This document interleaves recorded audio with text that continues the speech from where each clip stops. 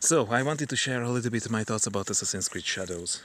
So, first and foremost, it's extremely bad to see that, you know, from the beginning, from the promotional materials, from the advertisements, the figurines and everything, it was more than obvious that the Ubisoft creators did literally know nothing about Japanese culture and overall, which is, well, they are not Japanese, so it's not that, surprising.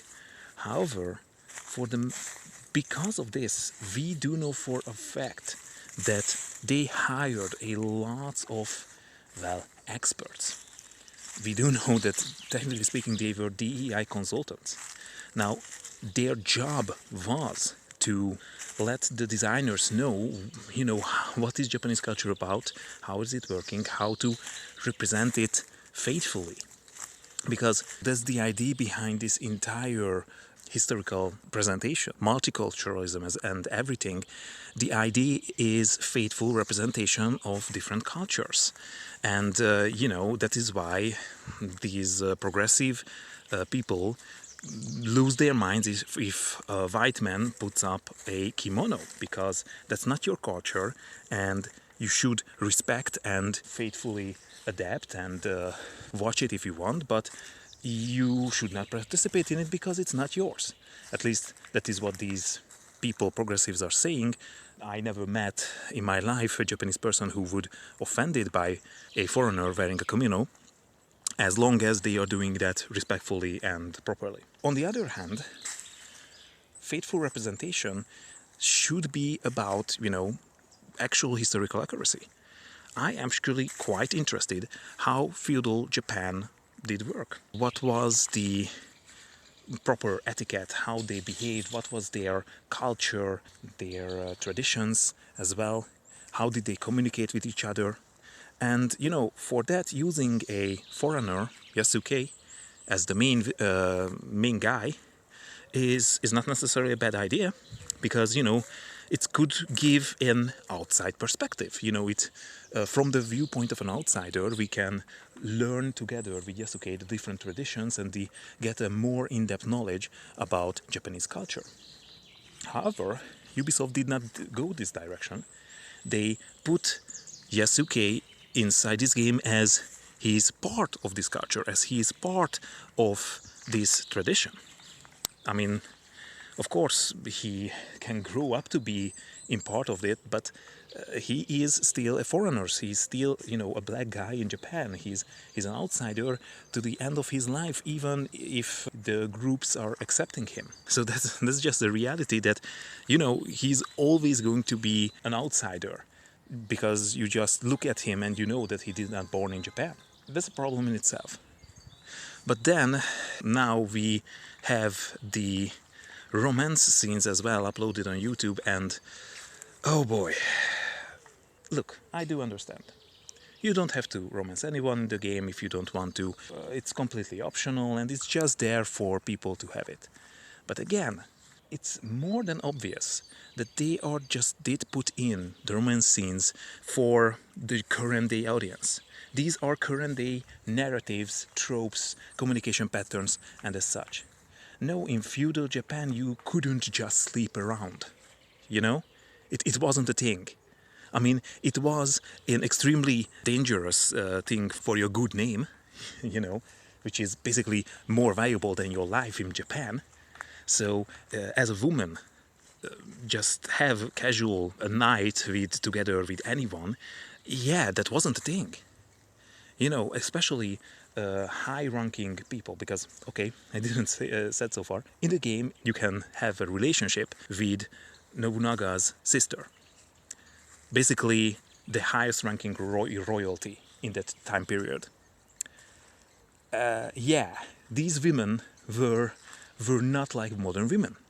They couldn't just sleep around because, they had to get married for some other royalty, and they have to be a faithful wife. Otherwise, they are frowned upon. And Nobunaga's sister famously was the best example of a faithful and dutiful wife. So in Japanese tradition, she's presented like she's even open for having a casual relationship with a foreigner without, marriage or anything. I mean, that's unimaginable. And again, why cannot we present it as it is? Why cannot we present this time period, this culture, as it was? Isn't this entire thing about representation? Doesn't this should show us, should show the anyone who's playing with these games that how this time period worked and how much it was different than our current day and age? Instead, they inserted current day narratives, current day talking points there and mental sets. No, the way they are presenting that Nobunaga's sister just open for a casual relationship is just, disheartening. And of course, that you are allowed to destroy shrines and, sling and climb on torii gates. These are all extremely disrespectful and extremely problematic in Japanese culture, which is not obvious for a foreigner like us. But again, if you have DEI consultants involved in the story whose sole job is to let you know what is problematic and what is not, then why are these guys paid? Why are these guys at all there? And of course, there are other controversies as well, with homosexual relationships in the game. So with Yasuke, you can choose not just Obunaga's sister, but also at least one, but I heard that there are multiple men who can also have relationship with, which is in itself not necessarily a problem. Of course, homosexuals existed all around human history. However, they have to go to the extra step to make one of these person non-binary. Now, first and foremost, Japanese language doesn't have gender pronouns. So what in the West we know as non-binary, that they use they them pronouns and they're neither woman nor man, etc. It's even unfathomable in Japanese culture or even Japanese language, because they don't have gendered pronouns at all. So this kind of differentiation in talk is actually, Japanese language is much more complex and multi-layered, and for females and males, and also by rank, by age, you have to use different communication patterns. And if somebody doesn't use the necessary patterns, it's not just weird, it can be outright disrespectful. A great example is the language of samurai. You see, essentially there is a different language to use if you want to be polite in Japan. So to say something politely is a completely different phrase than to say something casually. Essentially, they are two different languages.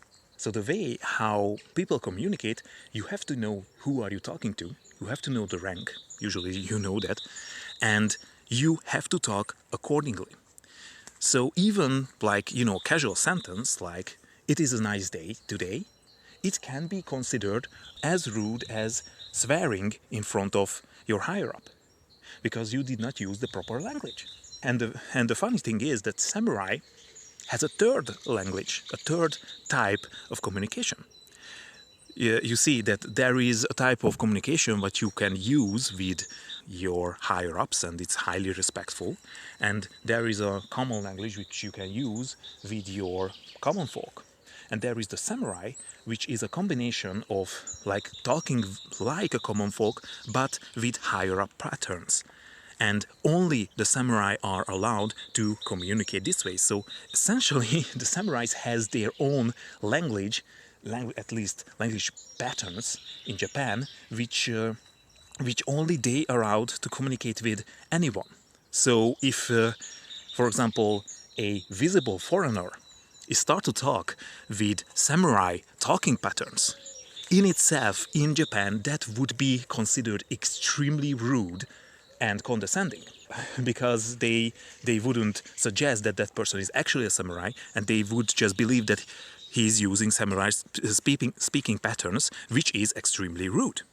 So, these kind of cultural things, these kind of small hints, this is what this game should be about.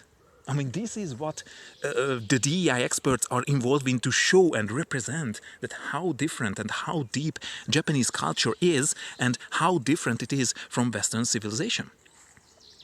And, just try to insert a non-binary person in this. How does that even work? Now, first and foremost, so no, in the Western meaning of the word, non-binary people were not in feudal Japan. Okay, homosexuals were, there, of course. There were a lot of different gender expressions.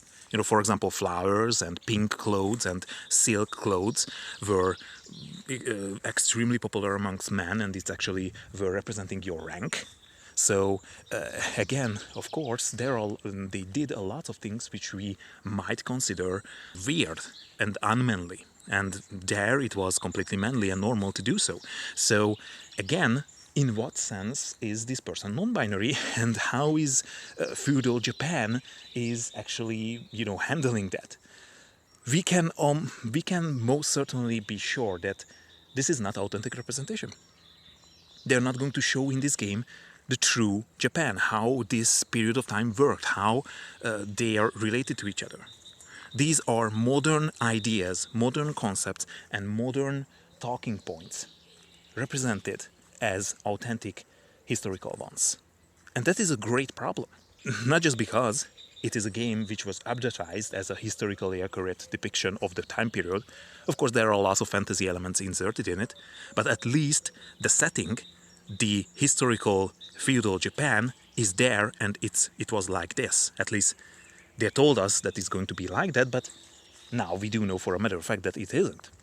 In the end of the day, what did these progressive consultants who were involved in this project did for the game? They truly did not manage to give any form of insight or any form of, deeper lore inside Japanese culture. They did not help out the project at all. What they did insert modern Western representation in feudal Japan, even if it literally did not belong there. And that is a problem, because a lot of people, including myself, am interested in feudal Japan. I'm interested in their culture. How did these things work? And yes, for the matter of fact, it would have been interesting to show how homosexuality was handled in feudal Japan. Was what it's allowed? Was it rank-based as basically everything else in Japan? If you were approached by your higher-up and you did not want it, are you allowed to say no? Or, So, there are lots of questions which might be interesting and might be really nice to see how, in that time period, how was this handled and how different it was from our current understanding and current day and age. But no, we did not go there. Well, because most likely they did it wrong. It was not the correct way to handle, for example, homosexuality or anything else, or foreigners or racism. So, since they did it wrong, we are just pretend it never happened. And we are just going to insert these kind of talking points as the authentic ones. And then, a lot of people already do believe, they already say out loud in the internet that yeah, of course, non-binary people are always in feudal Japan. Black samurai were everywhere. And yes, this is the harm, what is these kind of false narratives are making. And you know that for a matter of fact that this is true, because just a couple of days ago, the Japanese parliament, including the Japanese prime minister, had a hearing and a speech about this game and the problematic representation, that how much foreigners distort their own culture and basically they start to spread false information on the internet, and it's going to have real-life consequences. And one of the real-life consequences actually was already that tourists who went into Japan spray-painted torii gates I was in Japan a couple of times. That's unimaginable. I really hope that those people were caught and sent to prison. I'm not joking. You know, a Torigate is like a sculpture about Jesus. Okay, I can just compare it to that. That it's a sculpture about Jesus, handmade, and you go there and spray paint a graffiti on Jesus' face. Okay, it's that rude. And you know, in the advertisement material of Assassin's Creed, we already got, you know, the ninja sitting on top of a half-blown Torigate. Now, the half-blown Torigate already is a symbol of the nuclear bombs, but of course, in itself, that is why it's a so powerful image. Just imagine a sculpture of Jesus Christ on the cross, but half of it is blown by a rocket. And you have just, you know, a part of his torso, and, you know, you can clearly see half of the cross, but, you know, it's half torn. That's a powerful image. And now imagine this image that somebody is sitting on the head of Jesus while looking at the camera, looking cool. Supposedly a Christian in this scenario. Do you see the problem here? Because apparently Ubisoft and their marketing team did not know anything about this. They did not know anything about this culture. And yet they paid thousands or even, I don't know, hundreds of thousands of dollars for consultants, for different DEI firms, for authentic representation, and they do not know even the basics.